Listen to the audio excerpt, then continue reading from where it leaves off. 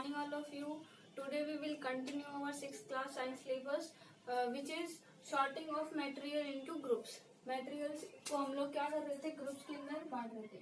ठीक है, sorting of materials into groups. Groups में कैसे कैसे बांटा था, मटेरियल को कौन से को, जैसे कुछ हमने बोला था कि क्लास के अंदर जैसे प्लास्टिक की चीजें उनको एक साथ रखते हैं, या फिर हम लोग ऐसे बांटे कि राउंड राउंड वाली चीजें एक साथ रखी थी हमने, या फिर हम लोगों ने ऐसा बोला वुडन चीजें एक साथ रखते हैं, प्लास्टिक चीजें एक साथ रखते हैं, स्टील चीजें स्टील की बनी हुई या फिर धातु की बनी हुई, मेटल की बनी हुई.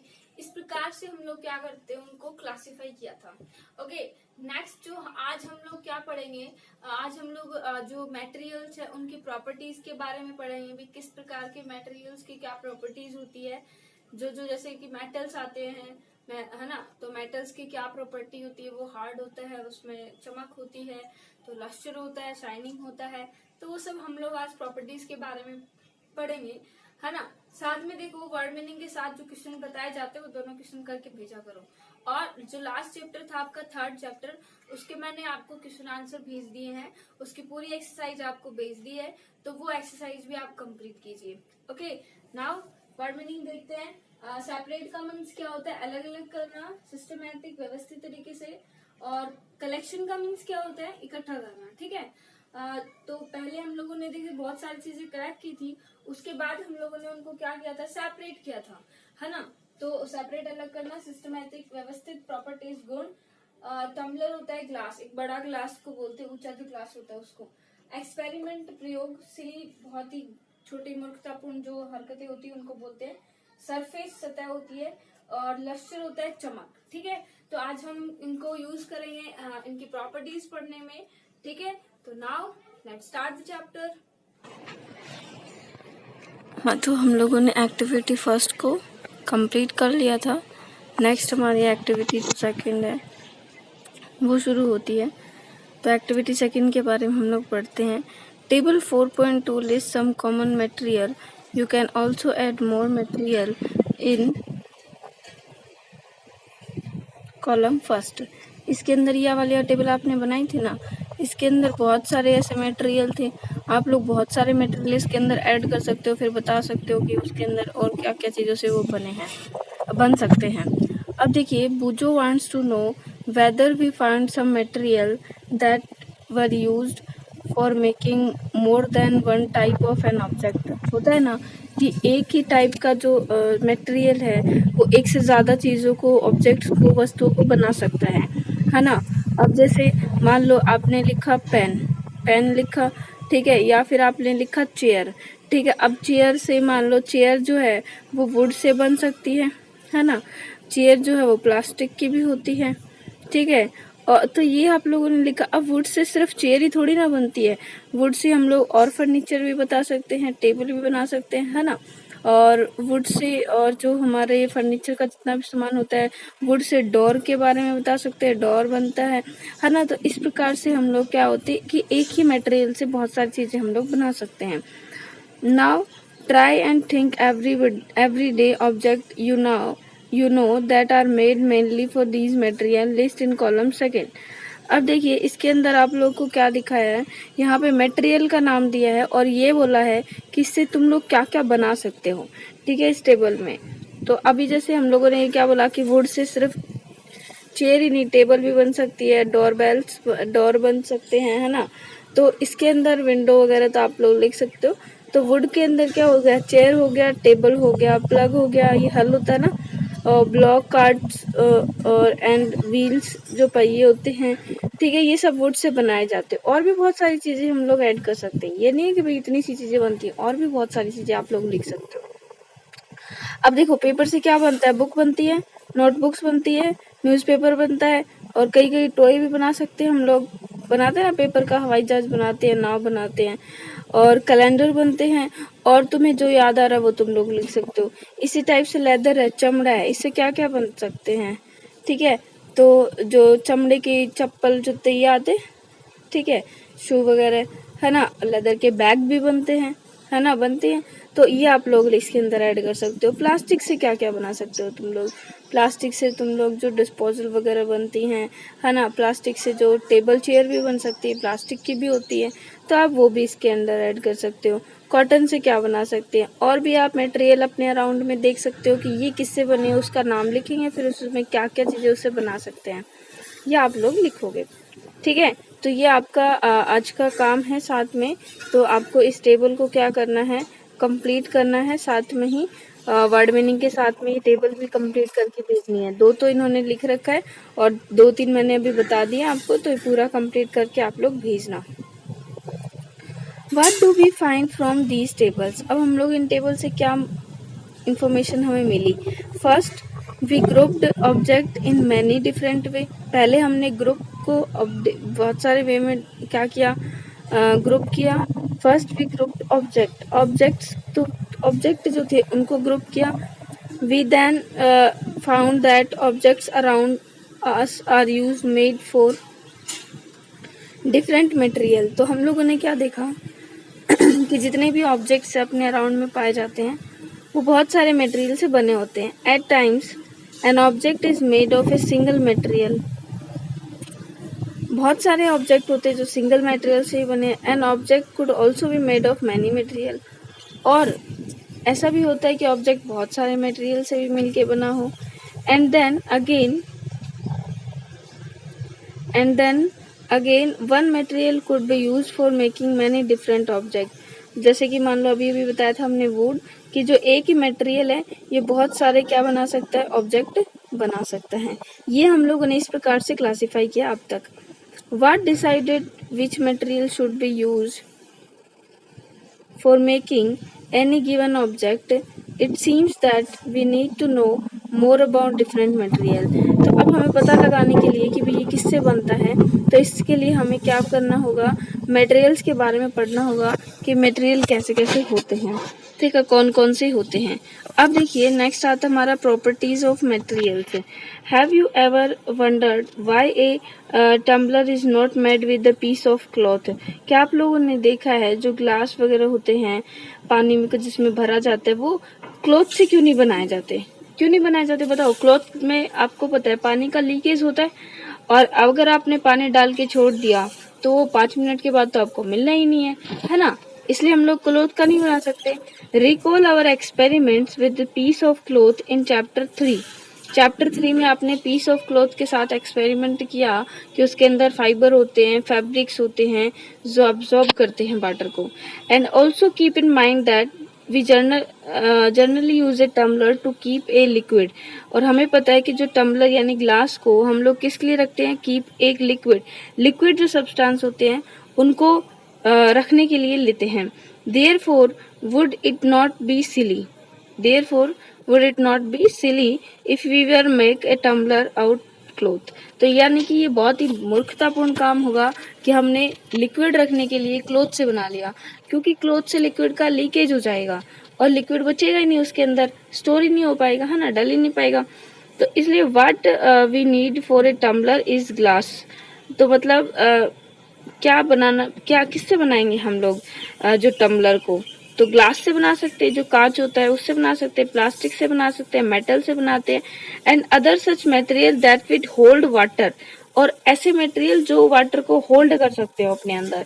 ये नहीं है कि हमने उसके अंदर पानी डाला और उसमें से क्या हुआ, पानी बाहर निकल गया।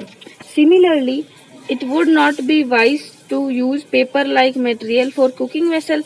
इसी प्रकार से हम लोगों ने पेपर से बने वेसल को कुकिंग में नहीं कर सकते, क्योंकि हमें पता है कि पेपर से बने वेसल को अगर हमने कुकिंग के लिए ले लिया तो वो जल जाएगा, है ना। तो हम लोग उसको वेसल बनाने के लिए वो कुकिंग में भी नहीं ले सकते।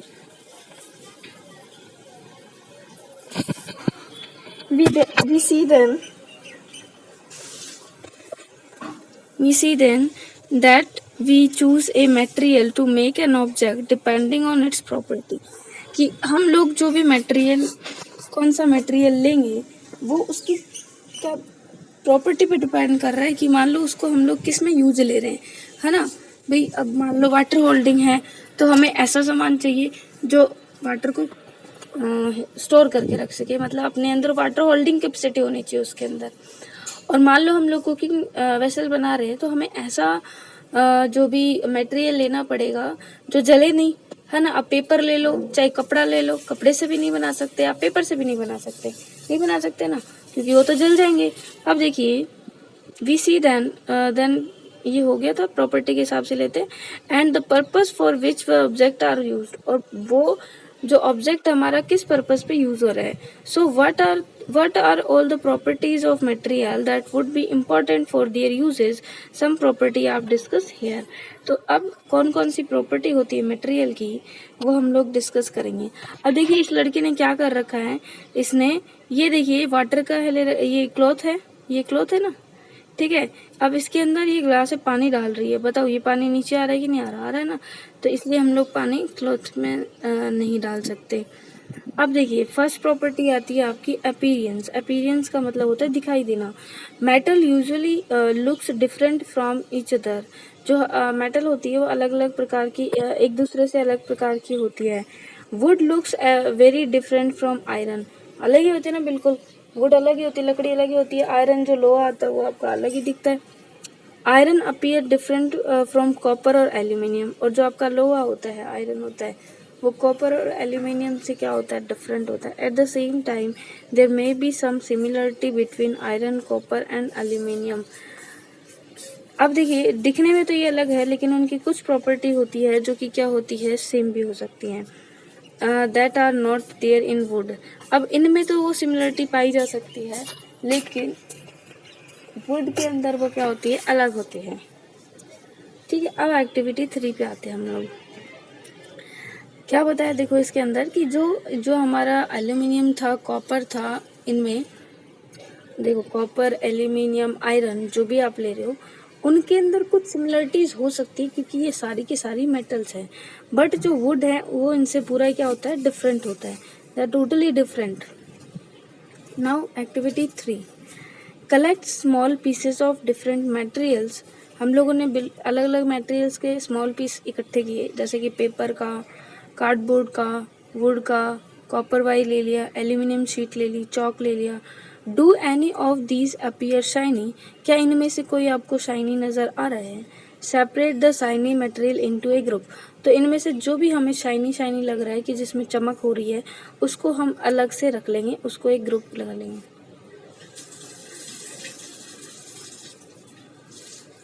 ठीक है। Now observe as the teacher cuts each material into 2 pieces. अब देखना हम हर पीस को 2 पीस, जो भी जितने भी हमने मटेरियल्स लिए उनको 2 पीस में आप कट करोगे। ठीक है। अब material into 2 pieces and look at the freshly cut surface. अब जैसे मान लो कि ये हमारा एक पूरा ऐसे चौक है, इस चौक को आपने बीच में से कट किया और आपने ऐसे चौक आधा आधा हो गया, तो ये वाली जो सरफेस है, ये जो सतह है इसकी, उसको हम लोग क्या करेंगे, ऑब्जर्व करेंगे। ठीक है, कौन सी सतह को ऑब्जर्व करेंगे, इस वाली सरफेस को जो न्यूली कट होने के बाद अलग अलग हुई है। ठीक है। व्हाट डू यू नोटिस, क्या नोटिस करते हो आप। Does the freshly cut surface of some this material appear shiny.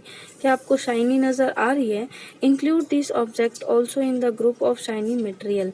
कि शाइनी मटेरियल अगर आ रही है कट करने के बाद भी, तो भी हम उसको कौन से ग्रुप में रख देंगे, जहाँ पे हमने शाइनी मटेरियल्स रखे हैं। Do you notice such a sign of lustre in the other material. कि इनमें कुछ चमक होती है, शाइन होता है। Cut them any way as you can. Repeat this in class with many material as possible to make a list of those which without lustre. तो आप ऐसे रिपीट करते जाओगे और देखोगे कि किसके अंदर तो चमक है और किसके अंदर चमक नहीं है। Instead of cutting you can rub the surface of material with sandpaper to see if there is luster। अगर आपको कट नहीं करना है तो आप उस सरफेस को क्या कर सकते हो, सैंड पेपर से रब कर सकते हो, उसको रगड़ सकते हो। अगर रगड़ने के बाद वो शाइनी लग रहा है, इसका मतलब भी वो क्या होगा, मेटल होगा। अब देखिए ये प्रॉपर्टी जो है सारी शाइन होने की, ये प्रॉपर्टी होती है मटेरियल की। अब देखिए materials that have such lustre are usually metal. बताया था ना मैंने अभी कि ये जो प्रॉपर्टी होती है मेटल की होती है। Iron, copper, aluminium and gold are example of metal. तो इनमें ये सारी लस्टर मिलेंगे, चमक मिलेगी, शाइनी सब्सटेंसेस होते हैं ये। Some metal often lose their shine and appear dull. कुछ मेटल होते हैं जैसे उनको बाहर रखा जाता है ना तो वो उनका शाइन क्या हो जाता है, खत्म हो जाता है। Because of the action of air and moisture on them. क्यों हो जाता है? क्योंकि जो आपका एयर बाहर से और मॉइस्चर उस मेटल के ऊपर आता है तो उसका शाइन क्या हो जाता है, खराब। We therefore notice the luster only in the freshly cut surface। तो इसलिए हम लोग फ्रेशली कट सरफेस पे ही हम लोग क्या देख सकते हैं, सिर्फ लस्टर या चमक को देख सकते हैं। When you visit an ironsmith or a workshop, look out for freshly cut surface or metal rods, see if they have luster।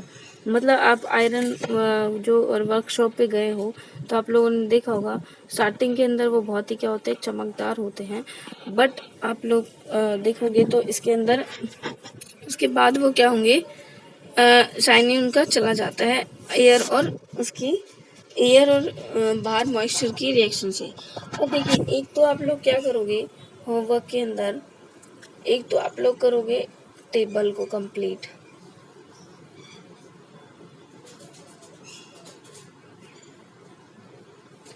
Next जो सेकंड आप लोग करोगे वो करोगे right the examples of metal.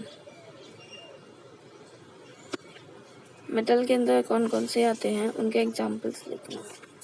2 question हो गए, कर लेना। हाँ तो स्टूडेंट्स, जो आपको चैप्टर में वर्ड मीनिंग लिखाई जा रही है वो अपनी कॉपी में नोट डाउन करिएगा। वर्ड मीनिंग के बाद जो भी मैं आपको होमवर्क बोलती हूँ, जब मैं आपको बुक से रीडिंग करा रही होती हूँ तो उस टाइम पे जैसे मैंने कल 7th क्लास को बोला था, 6th क्लास को, ये जो मैं आपको बताती हूँ लास्ट में कि ये आपको डायग्राम बनाना है, ये आपको बनाना है, तो आप उसे अपनी कॉपी में नोट डाउन करेगा। जो भी टेबल फॉर्मेशन के लिए दी जाती है, बुक पढ़ाते टाइम मैं आपको टिक लगवाती हूँ कि ये आपको अपनी कॉपी में नोट करना है, तो वो आप अपनी कॉपी में नोट कीजिएगा, ठीक है।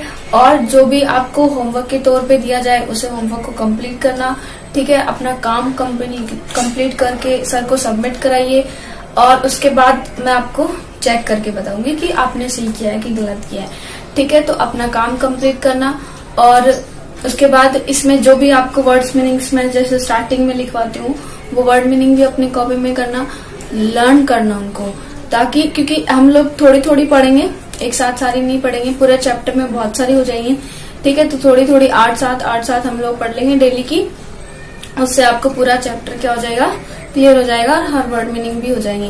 तो चैप्टर को अच्छे से लर्न कर लिए, वर्ड मीनिंग को भी अच्छे से लर्न करना, ठीक है।